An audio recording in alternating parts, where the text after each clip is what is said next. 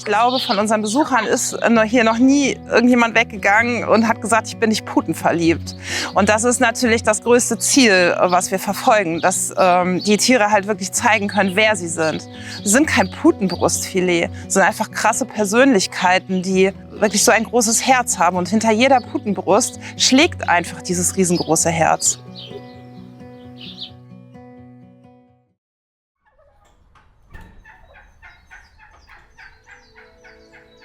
Mir ging es vor 5 Jahren wie so vielen Menschen. Ich bin bis zu dem Zeitpunkt noch nie in meinem Leben einer Pute begegnet und habe die Dame damals gefragt, was es überhaupt für ein Tier ist. Es war wirklich so, dass ich so fasziniert war von diesem Tier. Also ich habe bis dahin nicht an Liebe auf den ersten Blick geglaubt. Aber nachdem ich dieser Pute begegnet bin, dann tatsächlich schon.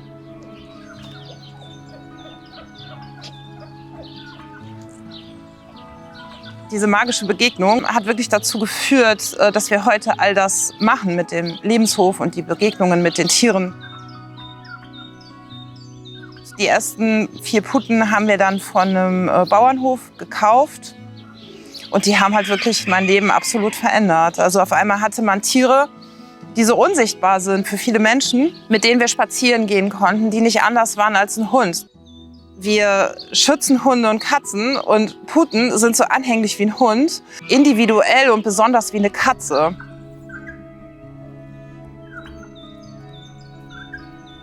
Wir betreuen aktuell knapp 200 Tiere und das ist natürlich eine enorme Verantwortung, die wir da jeden Tag haben. Wer hat den riesigen Kackhaufen da gemacht? Hast du das?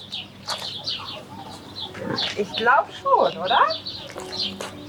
In unserem Alltag dreht sich alles um die Gesundheit und das Wohlergehen der Tiere. Wir stehen morgens auf und dann wird erstmal geschaut, ob es allen gut geht.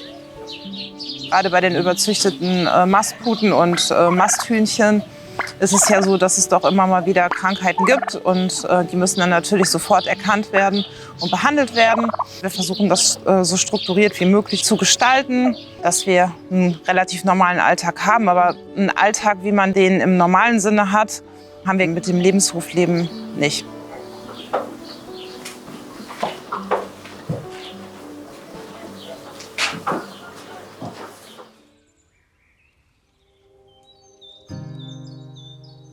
In der Haustierhaltung oder in der Haustierhaltung und Pferdehaltung ist man gar nicht so konfrontiert mit dem Tod.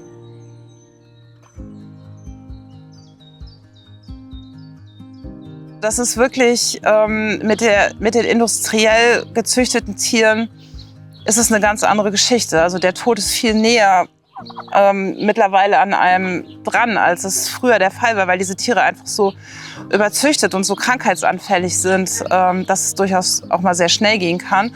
Und gerade bei dem Geflügel haben wir heute auch immer noch die Situation, dass wir natürlich viel mehr wissen und sehr gute Tierärzte haben. Aber es geht manchmal einfach so schnell und es ist oft nichts mehr zu machen, und was sehr, sehr traurig ist. Und man hat halt nicht die Diagnosen also man hat auch nicht die Diagnosemöglichkeiten. Also CT, MRT bei Puten und Hühnern gibt es einfach in der Form, soweit ich weiß, nicht.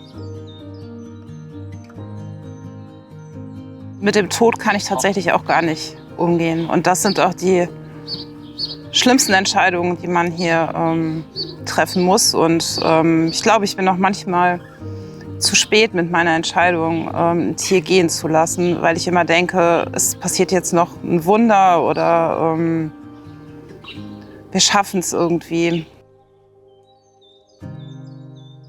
Man ist dann zerstört, wenn ein geliebtes Tier gegangen ist. Aber man geht dann wieder zur Tür raus und sieht die 100 anderen Tiere oder über 100 und weiß, dass sie einen so sehr brauchen. Und deswegen nimmt man sich ja eigentlich gar nicht den Raum, diese Trauer so sehr zuzulassen. Also man muss sich an den glücklichen Momenten orientieren und dann hat man auch die Stärke, um die traurigen durchstehen zu können.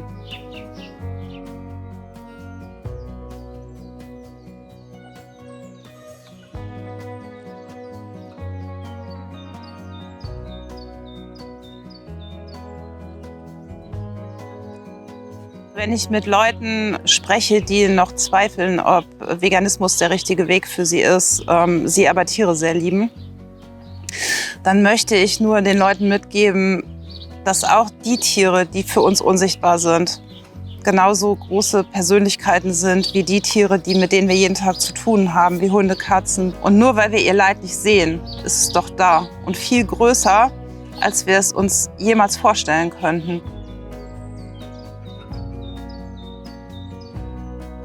Jeder möchte eigentlich im Grunde immer Tierschutz betreiben, aber Ernährung ist Tierschutz. Und größer, als wir das hier auf dem Lebenshof jemals leben könnten.